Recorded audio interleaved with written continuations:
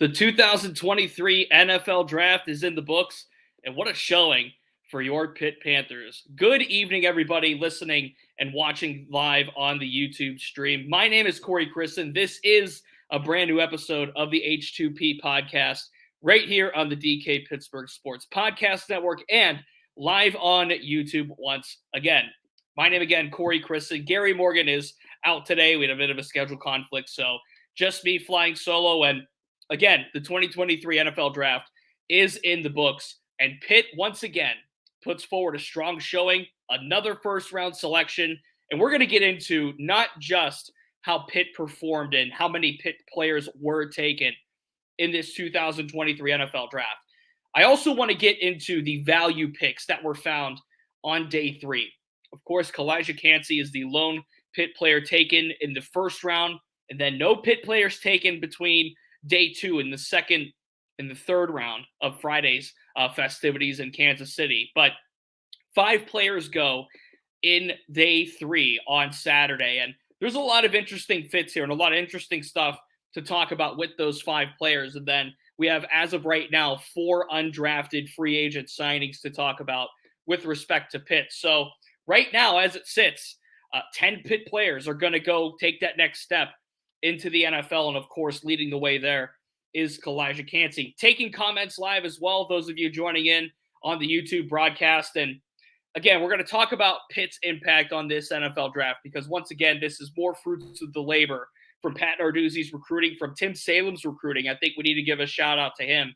And of course, from the byproduct of recruiting from the 2021, ACC championship season and seeing those players develop and those players play another year in 2022 before at last getting drafted. And then in segment 3, I have kind of an interesting angle, I think, at least, that I want to take when it comes to what the Steelers are doing to support Kenny Pickett. Of course, I was on the South Side all week, observing the NFL draft, talking to Mike Tomlin, talking to Omar Khan, and what the Steelers did in this draft wasn't in, I would say, support of Kenny Pickett in terms of finding new weapons for him to throw the ball to feed off of in the offense. Of course, there was a tight end taken, and we'll get into Darnell Washington out of Georgia in that segment. But I think what Tomlin and Khan and company and Art Rooney II, of course, did to support Kenny Pickett was very interesting. And I also want to add the support of Najee Harris as we get into that as well. But that will be, of course, in segment 3. We're going to run about 30 minutes here live. Again, it's just me solo. Gary Morgan's out today. Let's start with Calijah Kancey. Of course, 19th overall selection. He goes to Tampa Bay, goes to the Todd Bowles defense, goes into a typical 3-4 defense. And the talk around Calijah Kancey entering this 2023 NFL draft was his size. It was the comparisons to Aaron Donald. It was the comparison, in a lofty sense, of course, to John Randall in some circles. But when it comes to Calijah Kancey, the concern with him is his size. 6'1", 283 pounds as he measured at the pro day. But the interesting thing that I found that Tampa Bay did when they announced that Calijah Kancey was their pick, they announced him as a defensive end. And I want to stress that as something that is important regarding Calijah and regarding how the Bucs could potentially use him. And the traditional 3-4 defense, many Steeler fans know this, is a defensive end nose tackle. And that nose tackle typically is about 300 pounds, maybe even bigger, 320. We're talking these large human beings, these fast nowadays, defensive tackles. And make no mistake, Calijah is the fastest of the fast when it comes to being a defensive tackle. But at the same time, he's not going to, per se, plug up that hole like a Vita Vea does. And that, of course, is the veteran nose tackle that the Buccaneers do have to go alongside Calijah Kancey, in addition to Greg Gaines, who, of course, won a Super Bowl with the Los Angeles Rams a couple of years ago. But the thing about Calijah in fitting in this 3-4 defense, and I want to stress that about not just a 3-4 defense, but in the Todd Bowles 3-4 defense that you tend to see, we saw it obviously with the New York Jets for a number of years. He becomes the defensive coordinator of the Buccaneers when they win the Super Bowl. Of course, Bruce Arians was the head coach. Tom Brady was the quarterback. Times since have changed to Tampa, and Todd Bowles has taken over as the head coach. And he 500 team last year. in Brady's swan song season didn't look great. Now that offense is going to be taken over by Baker Mayfield. But when you look at the defense in the 3-4, and I know, of course, Servassier Dennis got drafted there, and we'll talk about him more about, in the grouping of the day 3 picks in the second segment. We'll get to him. But when it comes to Kalijah, as of right now, this depth chart, and this is as dictated by ESPN, it has Greg Gaines as the left defensive end, Vita Vea, of course, as the nose tackle, and Logan Hall as the right defensive end, and then Kalijah as the left defensive end to back up Greg Gaines. So where does Kalijah fit? Could he start as one of those defensive ends? I certainly think he should, and he could. When you draft day 1 talent, more often than not, unless you're the Packers taking a quarterback or whatever you're doing when you're up in Green Bay right now, but I digress on that. You are looking for day 1 starters. You are looking for players to come in and make an instant impact in your franchise. That is why the Steelers did what they did for Broderick Jones. They gave up more draft capital, albeit it was, quote unquote, just a 4th-round pick, to go up 3 slots, to jump the New York Jets, and to take that tackle, to take Broderick Jones, to take the franchise cornerstone piece that's going to block Kenny Pickett, of course, the former Pitt quarterback, and we'll get more into Kenny and what the Steelers did in the 3rd segment. But that's an example of going to get your guy, getting a guy that is a surefire impact player right away for your football franchise.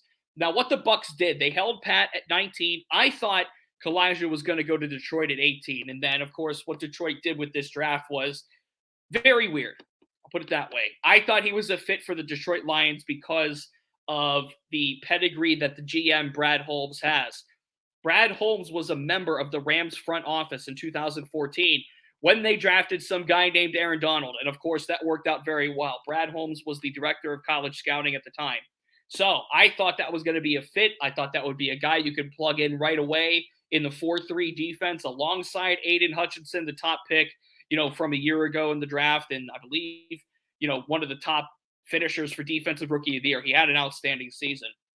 So I thought Kalijah was going to be a target for the Lions. And of course, they thought different. But he falls to the Bucs at 19. And I don't mean falls in the sense of, he slips down the board. He should have been a top 10 pick. I mean falls in the sense of the Bucs let that player come to him. And I think that's important to know this. It feels like what team was going to draft Kalijah was going to be a team that has a plan for a player like him. Again, he's not the prototypical nose tackle. He's not the prototypical defensive tackle that will plug that hole up in the run game, but he is an excellent pass rusher. And we all know that from watching him at Pitt. Excellent pass rusher. Gets to the quarterback like no other, has that speed. So the fact that Tampa Bay and Todd Bowles essentially talked about versatility and branching him out to the outside, if he was going to go to a 3-4 defense, I think you could argue that this was the best case scenario for Kalijah to go into, given the presence of a Vita Vea inside. And also given just the depth. I think Tampa needed a defensive lineman. I projected them to take an offensive lineman, in that first round, potentially a right tackle, looking at Darnell Washington out of Tennessee. I thought that could have been a route that they went in that first round, but they felt that defensive end or defensive tackle, wherever you want to put Kalijah. And I think that is going to be so crucial into the early part of his career to see exactly where he fits and to see exactly, does he bulk up a little bit? Does he get up to 290? Does he get up in weight? What does Kalijah Kancey do from this point forward to, lack of a better phrase, fit in at Tampa Bay? And all of these draft grades and all of the instant analysis, it's tough to do because you really need, and Mike Tomlin said it best on the South Side on Saturday, you really need time to see how these picks pan out. And taking a first-round D tackle, you sure hope that he is an instant impact right away. Real quick before I get to a short break here on the H2P podcast, I want to talk about the perception versus the reality around Pitt football, and not just the fact that Pat Narduzzi, his recruiting classes are not at the top of every list every year. But what Pat Narduzzi has done is he has turned Pitt into somewhat of an NFL pipeline. Pitt is one of 7 schools that had 6 or more picks in this draft. And they are tied for 5th in college football when it comes to how many players were taken in this draft. You look at Alabama and Georgia each with 10. You look at Michigan with 9. TCU had 8. And then listen to these schools that are around Pitt that had 6 each. Ohio State, Penn State, Clemson, Florida, LSU, and Oregon. So those are top of the line franchise, if you will, Power 5 football schools that are pumping NFL talent in. And yet it seems like the majority of these schools, if not all of them, seem to pull in the top rated or the 5 stars, the cornucopia of the 5 stars in just about every recruiting class that we have seen. Let's even talk since 2018, because that's about where we're at right now with recruiting and the cycle of the players that are coming into the NFL.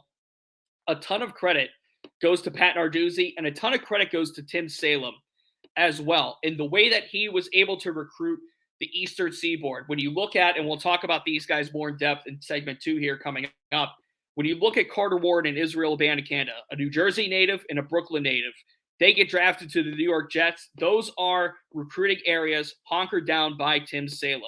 And I think what you can look at, when you can look at Narduzzi's staff and you can look at just the way that he's able to shuffle these 3 stars and shuffle these 4 stars and bring them in, and not really any 5 stars, and still develop 6 prospects in this NFL draft, and of course 5 of them on day 3, which when you pick day 3, you look for upside, you look for depth. I think that's really important. So what we're going to do right now, we're going to take a quick break here on the H2P podcast. When we come back, and we're going to dive more into those day 3 selections and the fits with their respective teams. And then, of course, in segment 3, we're going to talk about the Steelers and how they surrounded Kenny Pickett with nothing but good things, nothing but good tools. It's a really nice, positive thing to see if you're a Steelers fan and you're looking at Kenny Pickett. So we're going to take a short break. On the video stream, it's going to be a quick, awkward pause, but we'll be right back here on the H2P podcast. All right, segment 2 on the H2P podcast right here on the DK Pittsburgh Sports Podcast Network. Corey Christen with you. Gary Morgan is out this week. We're talking Pitt football. We're talking the NFL draft. We're talking about the players now that went on day 3. And it was a bit of a surprise to me that Israel Abanikanda did not go in day 2 of this draft. I was honestly thinking after his pro day, after the standout performance athletically that he put in, the scoring that he put in, the recovery from his hamstring injury that kept him out of the NFL Combine, I thought Izzy was a surefire day 2 pick. And the thing about that is he wasn't even the first Pitt player taken in day 3 out of the 5 that were taken off the board. You have to start with Carter Warren in the 4th round, pick 120 to the New York Jets. And the value here, provided Warren is healthy. And this was a really interesting route that Warren had to take to get here, because all ACC selection after the 2021 season when Pitt won the ACC championship, he comes into 22, elected as a team captain. You think this is a player that projects like a day 2 guy, like a 2nd round, 3rd round NFL draft pick. And then he blows his knee out in the 4th game of the season against Rhode Island and misses the rest of the year. So Carter Warren slips on the draft boards because of an injury, but then he goes back into a private workout. This is important. The Jets hosted a private team workout, a essentially local workout for local players to come in and say, hey, what do you got? Do you want to try and be a New York Jet? And Carter Warren, for all of his accolades, for all of the pomp and circumstance, for all of the stuff and the work that he's already put in his seasons at Pitt, another veteran offensive lineman, went through his senior year. He went to that local workout. He went and tested in front of Jets scouts and obviously head coach Robert Saleh and obviously GM Joe Douglas. And there was rumors circulating that the Jets were going to take an offensive tackle with the 15th pick in the draft. Of course, that is the slot that the Steelers leapfrogged into getting Broderick Jones. And at 15, the Jets take a defensive end in Will McDonald. So one has to think that maybe Broderick Jones was that player at 15 to protect the blind side of Aaron Rodgers, who the Jets obviously just got from Green Bay. But here's Carter Warren, 2022 team captain, played in just 4 games in that 21 season, played 14 games in 2021, was a second team All-ACC guy, 6'5", 311, really good size for a D-tack or for an offensive tackle, And I think this is decent value here for the New York Jets, and I think he's a fit for the Jets. Now, does he start at left tackle right away? Unsure about that. You have to look at some of the depth options of what the Jets have, and you have to obviously wonder how the offense changes now that Aaron Rodgers is running the show. And you look at the offensive weapons that he has. This is going to be a pass-happy offense.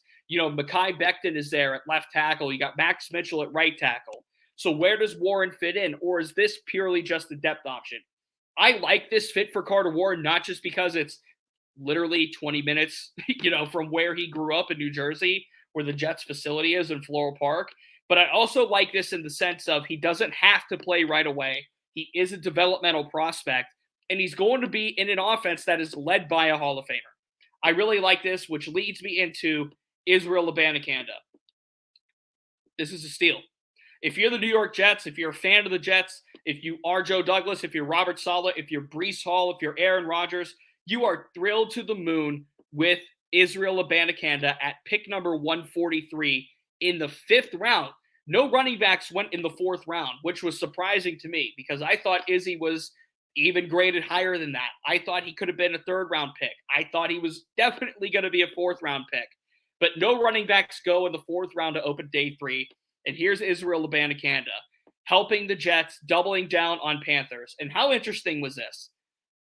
The draft comparisons, of course, you see all of the stats, you see all the combine, you see all the pro day, you see all the comparisons that are made to these NFL players. Kalijah Kancey obviously drawing the lofty comparison to Aaron Donald. Israel Abanikanda got comparisons to his new teammate in Breece Hall, the guy that the Jets took in the 2nd round in last year's draft that had a really rock-solid rookie campaign until he got injured. This is where Izzy lands up. Brooklyn native, gets to play for his hometown team. You saw the videos online. You saw the tweets. Everybody's thrilled to the moon that Izzy is a New York Jet. And look, he burst onto the scene, led the ACC in rushing, led the NCAA in rushing touchdowns, was an absolute force for Pat Narduzzi and, of course, for Frank Cignetti in that offense last year. Breaks the single-game rushing record at Pitt, breaks Tony Dorsett's record. He did that against Virginia Tech. He had 6 touchdowns in that game. We know the home run ability for Izzy, and I think it's important to stress that at this time. Because when you're picking on day 3, you are looking for upside options. You are looking for players that have something that need a little bit more. And the reason why day 3 picks are day 3 picks, and the reason that they are not day 2 picks or even 1st round picks is because, simply stated, they are not day 2 picks. They are not 1st round picks. And what I mean by that is they don't have the total, 5-tool box, if you will. They don't check all of the boxes for that position. When you look at a guy like Broderick Jones versus a guy like Carter Warren as a perfect prime example, yes, they both have accolades. Yes, they were left tackles for really good Power 5 running programs. Yes, they were really good at their position. But also Broderick Jones as an NFL prospect checks more boxes than a Carter Warren does. Health obviously being one of them. You could look at quickness as another. Yes, they both have length, but Jones is a pure athlete at left tackle. He is definitely more athletic than a Carter Warren. That's what I mean by that. So when you look at Izzy, and the thing that really just stands out on the tape is the home run ability. When he gets into space, when he hits the hole, he's gone. But the issue with Izzy is decisiveness. The issue is vision. That's what some people were saying. That's not me saying that. I got to see the man play last year. He was amazing. I have nothing bad to say about what Izzy did last year. That is the translatability to the NFL and how much of a prospect in that vacuum that he is valued at. And right now, when you look at that Jets running back tandem of a Breece Hall, of an Israel Abanikanda, and even if you want to look at Michael Carter as a 1, 2, 2.5 to 3 punch, that's a nice backfield now that Aaron Rodgers has at his disposal. I would hope Izzy gets to get some 3rd down carries and some reps right away. And I think it'll be interesting to see the Jets rookie minicamp and to see the Jets in training camp. And I haven't talked to my buddy Rich Samiti out in Floral Park yet. He covers the Jets for ESPN. And I haven't gotten to talk to him quite yet about, Izzy and what potentially they could be looking at for him. But I'd be willing to wager that he's going to get a shot at some playing time here. running backs, the way they're valued nowadays, of course, you saw 2 go in the first round, I believe it was, which thoroughly surprised me. Again, Detroit Lions, what are you doing? Jahmyr Gibbs, not so sure about that value. But when you look at the valuation of the running backs and the valuation of the position nowadays, as evidenced by guys like Todd Gurley and even a Le'Veon Bell, if you will, and getting to second contracts and what happens after the second contract, this is good value for the Jets. This is a weapon for that Jets offense that is complete now with Aaron Rodgers, that has an Allen Lazard that they brought over. Garrett Wilson, the reigning Rookie of the Year. Corey Davis, McCole Hardman, Denzel Mims, one of the top picks from not long ago. A couple of really good tight ends there. This is a really well-rounded Jets offense that Izzy is going to, and you have to like it. Moving on now, the third Pitt player taken, of course, on day 3 was SirVocea Dennis. He goes to play once again behind Kalijah Cansey. And those that were able to read my pre-draft coverage and kind of get to know the Pitt players throughout this draft process, and even in a vacuum for the Steelers, I wrote about, this was probably 2 weeks before the draft, I wrote about if there was one player that I wanted to see Pitt, the Steelers draft out of Pitt, who was it going to be? And spoiler, it was SirVocea Dennis. And not just because I think he's going to, be a starting linebacker or anything like that. I thought based off of the value that I thought he could have gotten, which he got 5th round value here, a developmental prospect. Again, he's not a first rounder because he's small. Put the brass tacks on that. He has the tape. He has the smarts. He has the athleticism. He has the green dot wearing ability that you desire in a middle linebacker. But he's undersized. That's why he's a 5th round pick. And what the Buccaneers did to put him along with Shaquille Barrett, Devin White, Levante David. I mean, what a situation for SirVocea to go in. He gets to be comfortable behind Kalijah Cansey again. Just good value, I think, for the Buccaneers in the 5th round. This one surprised me, and not just because of the player, not just because of where this team is going to use him.